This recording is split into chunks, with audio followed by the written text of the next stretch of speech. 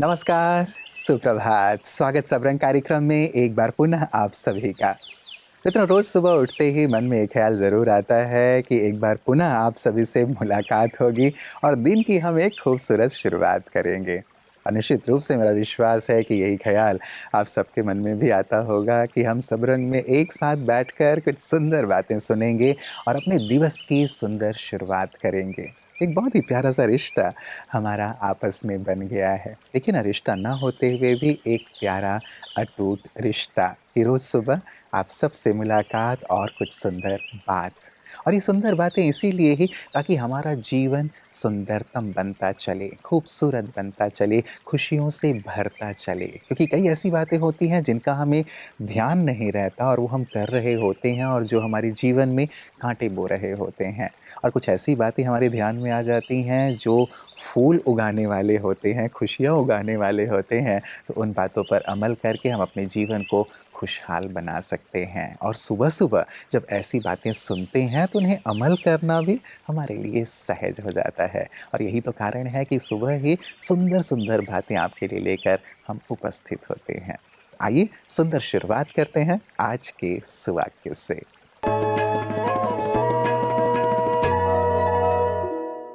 अपनी हर सफलता को परमात्मा पर अर्पण करें तो कभी अभिमान नहीं आएगा। हम अपने सपनों को पूरा करने में बहुत मेहनत करते हैं और उस मेहनत के फलस्वरूप हमें हमारी कामयाबी भी मिलती है। लेकिन कई बार अपने मुकाम को हासिल करने के बाद अहंकार का दाग हम पर लग जाता है, जो शायद पता भी नहीं पड़ता।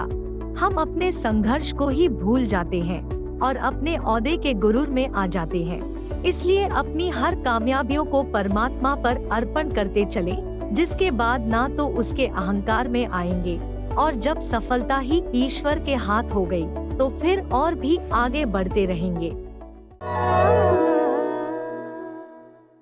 मित्रों, कहते हैं ज़रूरत पड़ने पर बहाना और मुसीबत पर ताना किसी को भी ना मारें। ये बहुत तकलीफ़ देने वाली चीज़ें होती हैं। ज़रूरत पड़ने पर ही कोई व्यक्ति हमें याद करता है।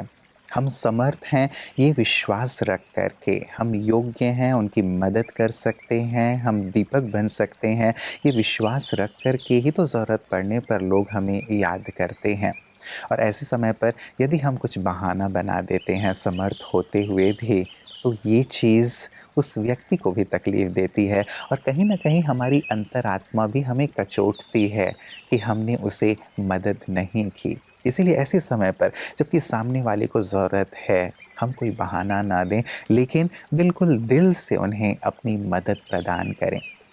और जब कभी भी देखें कि कोई व्यक्ति ऐसी तकलीफ़ में है, तो कई बार होता है कि व्यक्ति ताना मारने लगता है। ऐसे में जबकि सामने वाले को घाव लगी हुई है, उस पर और भी नमक छिड़कना जैसे उस व्यक्ति की तकलीफ़ को बढ़ाना है।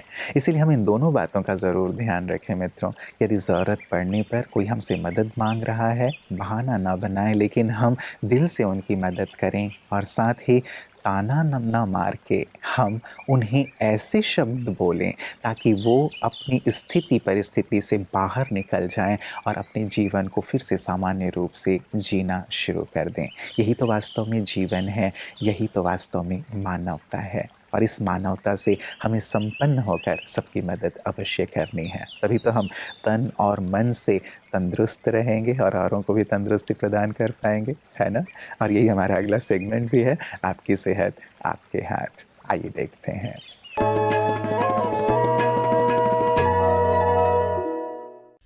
ओम शांति।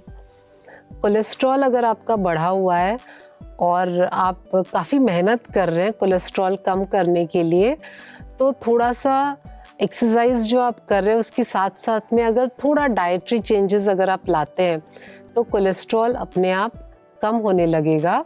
पहली बात तो ये है कि अगर आप दूध, पनीर, चीज़ और कुछ हद तक कर्ड और बटर मिल्क भी अगर आप 1 से 2 महीने तक अगर बंद कर देते हैं पूरा एनिमल प्रोडक्ट, तब आपका कोलेस्ट्रॉल धीरे धीरे ठीक होने लगेगा, ठीक लेवल पे आने लगेगा।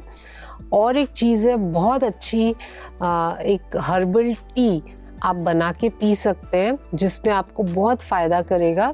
तो इस हर्बल टी में हमें कौन कौन से इंग्रेडिएंट्स डालने हैं, तो आप सपोज़ आधा लीटर पानी लेते हैं, तो उस आधा लीटर पानी में 3 से 4 आप हरी इलायची आप डालना, 3 से 4 लवंग, एक मीडियम पीस का तेजपत्ता और एक मीडियम पीस का आप दालचीनी डालेंगे उसमें। इसको अच्छी तरह से आप बॉईल करना। जब अच्छी तरह से बॉईल हो जाएगा, एक उबाल आ जाएगा, तो उसके बाद उसमें थोड़ा सा पुदीना पत्ता आप डालिएगा और थोड़े तुलसी पत्ते। अब फिर इसको अच्छी तरह से उबलने दीजिए। 8 से 10 मिनट तक उबलने के बाद में अगर आपको थोड़ा स्वीट टेस्ट चाहिए तो इसमें आप गुड़ मिला लें और इसको आप नींबू निचोड़ कर पी सकते हैं। जो आपने स्ट्रेन करके रखा है उसको आप वैसे ही रख दें। 2-3 बार अगर आप पीना चाहते हैं तो उसी को आप गर्म करके उसमें नींबू निचोड़ के गुड़ डाल के आप पी सकते हैं। अगर आप ऑफिस ले जाना चाहते हैं तो पूरा प्रिपेयर करके आप फ्लास्क में ले जाइए और उसको आप 2-3 बार दिन में पीजिए। तो अगर आप इस तरह से नेचुरल वे से अगर आप अपना कोलेस्ट्रॉल कम करेंगे तो आपका बीपी भी नॉर्मल रहेगा, आपके हार्ट पर भी ज़्यादा लोड नहीं आएगा। तो ये एक बहुत अच्छा मेडिसिनल हर्बल टी है जिसको आप ज़रूर ट्राई कर सकते हैं और फिर आप इम्प्रूवमेंट देखिएगा। Thank you. ओम शांति। तो यदि कोई हमसे मदद की कामना करता है तो अक्सर हमें यही लगता है कि उसे हमसे भौतिक चीज़ों की कामना है, धन की कामना है, लेकिन ऐसा नहीं है। मान लीजिए हम भौतिक चीज़ों से या धन से मदद नहीं भी करते, लेकिन मन से उन्हें मदद कर सकते हैं, अपनी वाणी से मदद कर सकते हैं। कई बार यदि हम मन से मदद नहीं करते और हमने स्थूल चीज़ें दे भी दें तो वो हमारे अहम को प्रदर्शित करता है। हम बखान करने लगते हैं कि मैंने इसकी इस प्रकार से मदद की। नहीं, मदद करें तो कहा जाता है एक हाथ से दें, दूसरे को पता भी ना चले, ऐसी स्थिति होनी चाहिए। और यदि हम चीज़ें नहीं भी दे रहे हैं तो भी मन से हम ज़रूर उनके साथ खड़े हों।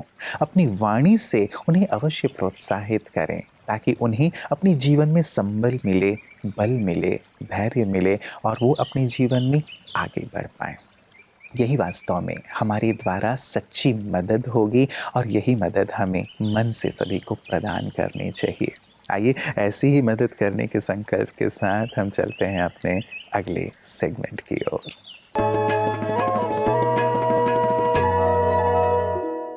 मेरे विचार एक सामंजस्य, समानता के रूप में मिलते थे। मैं महापुरुषों से मिलता रहा। मैं काशी की इस शरीर की जन्मभूमि है, वाराणसी जिसे कहा जाता। अध्ययन वहीं हुआ मेरा और इसके कारण मुझे जिज्ञासा होती थी संतों से, महापुरुषों से मिलने की। उसी श्रृंखला में मैं, जिनको आप प्रजापिता ब्रह्मा जी कहते हैं, जिनको आप बाबा कहते हैं जी, वह जिनका पूर्व नाम श्री लेखराज जी, उनसे मिला मैं। बहुत ही अच्छा लगा। मुझे यह जानकारी नहीं थी कि इस मनोमस्तिष्क में एक विराट बट वृक्ष, बरगद के वृक्ष छिपा हुआ है, जिसमें एक नहीं, दो नहीं, हजार नहीं, 100 नहीं, लाखों नहीं, करोड़ों लोग आकर के छाया प्लावित होंगे, छाया प्राप्त करेंगे और वह तृप्त होंगे और आनंद ही नहीं, सुख ही नहीं, वो परमानंद को प्राप्त करेंगे। ये मुझे उस समय पता नहीं था। लेकिन आज जब मैं 1966 में मैंने ये देखा था, उनसे मिला था और 2 बार मिला। एक बार वाराणसी में, एक बार कोलकाता में, जिसे आज कोलकाता कहा जाता है, उस समय कलकत्ता कहा जाता था। तो खिदिरपुर में मेरी भागवत कथा चल रही थी। उस समय मुझे सुना तो वो आए भी और कथा भी सुने। इसके बाद मैं उनके पास गया भी, बैठा, 2.5 घंटे मेरी चर्चा हुई है। अच्छा। और बहुत ही अच्छा लगा मुझे। और एक दिव्य महापुरुष, एक राष्ट्र के गौरव थे अपने आप में, धरती के गौरव थे। और गौरव ही क्या, परमात्मा के एक साक्षात अंश थे। ईश्वर अंश, जीव अविनाशी, चेतन अमल, सहज सुख राशि। तो वह सुख के खान थे, आनंद के, परमानंद को वह अनुभूति करके और स्वयं दूसरे को अनुभूति कराने का एक उनमें संकल्प था, एक जिज्ञासा थी, एक अभिप्सा थी कि संपूर्ण जगत को परमात्मा की झोली में डाल दे और परमात्मा के सारे सुख जो भी परमात्मा की झोली में है सब अपने मीठे मीठे प्यारे बच्चों पर उड़ेल दें। ऐसी उनकी भावना और ऐसे उनके दिव्य संकल्प थे, जिन संकल्पों का आज मैं पूर्ण रूपेण चित्रण देख रहा हूँ। और मैं यहाँ सुखी ही नहीं, आनंद ही नहीं, पूर्ण परमानंद के साथ परमानंद की अनुभूति करते हुए मैं आनंद विह्वल हो रहा हूँ, आह्लादित हो रहा हूँ। मुझे बहुत अच्छा लग रहा है। मित्रों, कहा जाता है आपको शक्ति की ज़रूरत तो तब होती है जब कोई विनाशकारी कार्य करना हो, किसी को नुकसान पहुंचाना हो। अन्यथा तो कार्य बहुत प्यार से किया जा सकता है।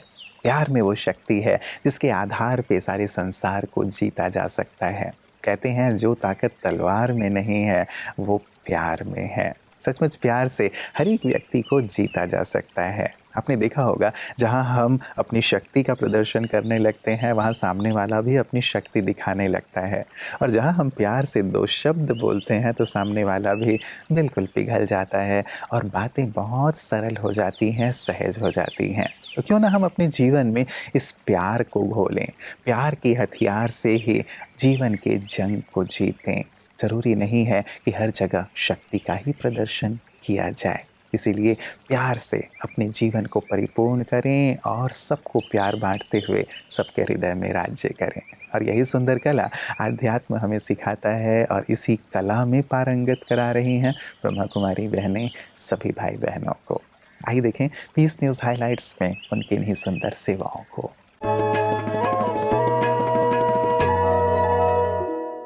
उत्तर प्रदेश के हाथरस जिले के जिला कलेक्टरेट में जिलाधिकारी श्री अर्चना वर्मा जी की अध्यक्षता में गणतंत्र दिवस मनाया गया। कार्यक्रम में ब्रह्मा कुमारीज बहनों को भी निमंत्रण दिया गया और इस अवसर पर ब्रह्मा कुमारीज द्वारा भारत माता का सजीव स्वरूप भी बनाया गया। इस मौके पर सह जिला प्रभारी बीके भावना बहन ने अपने वक्तव्य में सभी को गणतंत्र दिवस की शुभकामनाएं देते हुए देश प्रेम गीत गाया। तन मन धन हमारा देश के लिए, त्याग भी हमारा देश के लिए। कार्यक्रम में जिलाधिकारी डॉक्टर बसंत अग्रवाल जी, उप जिलाधिकारी प्रज्ञा जी, ओसी साहब, प्रमुख समाज सेवी अशोक जी एवं जिले के उच्च अधिकारी भी मुख्य रूप से उपस्थित थे। कुमारी धान्या ने देश प्रेम के गीत गाए, जिसके बाद जिलाधिकारी महोदया ने उपहार देकर सम्मानित किया। अंत में सभी ने मिलकर गणतंत्र दिवस के उपलक्ष्य में राष्ट्रीय हित के लिए शपथ भी ली। मित्रों, चलते चलते एक और बहुत सुंदर चिंतन की बात। जिंदगी में बैठकर केवल ये ना सोचते रहें कि कौन मुझे कब कैसे क्यों छोड़कर चला गया, ये घटना मेरे साथ क्यों हुई, बल्कि ये सोचें कि जो भी हुआ उससे मुझे क्या सीख मिली, क्या प्रेरणा मिली। ज़्यादातर ये होता है कि हम कब क्यों कहाँ कैसे के प्रश्नों में उलझ करके अपने कीमती वक्त को जाया करते हैं, अपनी शक्ति को नष्ट करते हैं। इसकी बजाय हमें उन बातों से क्या सीखा जा सकता है वो सीख करके आगे बढ़ जाना चाहिए। क्योंकि जीवन में यदि ठहराव आ जाएगा, जीवन में यदि ये उलझने रहेंगे तो हम कभी भी आगे नहीं बढ़ पाएंगे। इसीलिए हमेशा ही प्रश्नों से पार प्रसन्नचित्त स्थिति में रहें और जीवन में जो कुछ हुआ उससे कुछ सीख कर आगे से आगे बढ़ें। तो हमेशा ही प्रश्नों से पार प्रसन्नचित्त स्थिति में रहें, यही हमारी आप सभी के लिए मंगल कामना है। नमस्कार, ओम शांति।